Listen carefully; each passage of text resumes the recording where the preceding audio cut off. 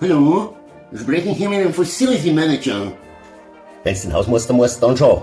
Ja, können Sie mal kommen, bei uns im Bauamt gehen die Lichter nicht. Ja, ich schau dann einmal vorbei. Ja, Wahnsinn. Jetzt gehen Sie wieder auf einmal. Wir haben über Feiertag Bewegungswelt eingebaut in die Büros. Na, das gibt's doch gar nicht, wo wir doch immer so aktiv sind. Gibt's ja nicht. Haben Sie die den ganzen Tag noch nicht gekriegt? Ich bin in der letzten Zeit wieder so stark kopflos. Ich bin gespannt, wo ich den wieder hingebracht habe. Aber ich kann mir schon wieder denken, wo der ist. Sieh klar, da drin, bei den Kunstsachen Ja, sitzt er. freilich, kennst du halt auch schon eine Zeit ein, oder? So weit. Ich pack's dann. Ist ein wenig im Berg. Jawohl. Für den Gipfel glimmsten Heid. Ja, gerade das Ding. Dann eine Nordwand. Herrlich. Hier, dieser Fleck. Jetzt hab ich mir eine Pause verdient.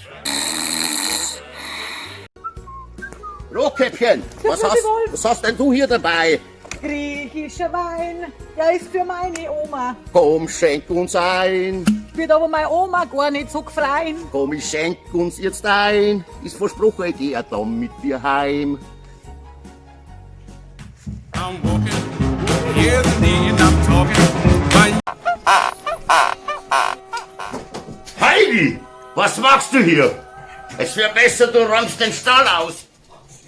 Aber Vater, ich habe mir den Ziegenpeter geholt. Das ist eine Kinderkrankheit. Viele sagen auch Mumps dazu. Aber für Mumps würde der Gag nicht passen.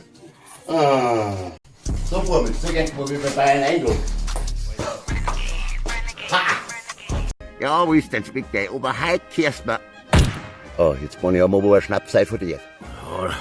Also lieber, wenn wir bei uns schon wollen, ja, da müssen wir mal ein wenig kühlen. Da sind wir denn wir Bayern in der Natur aufgewachsen. Da gibt's jetzt ein wenig Jägermeister und da. Eingäbig. Waldmannsheil.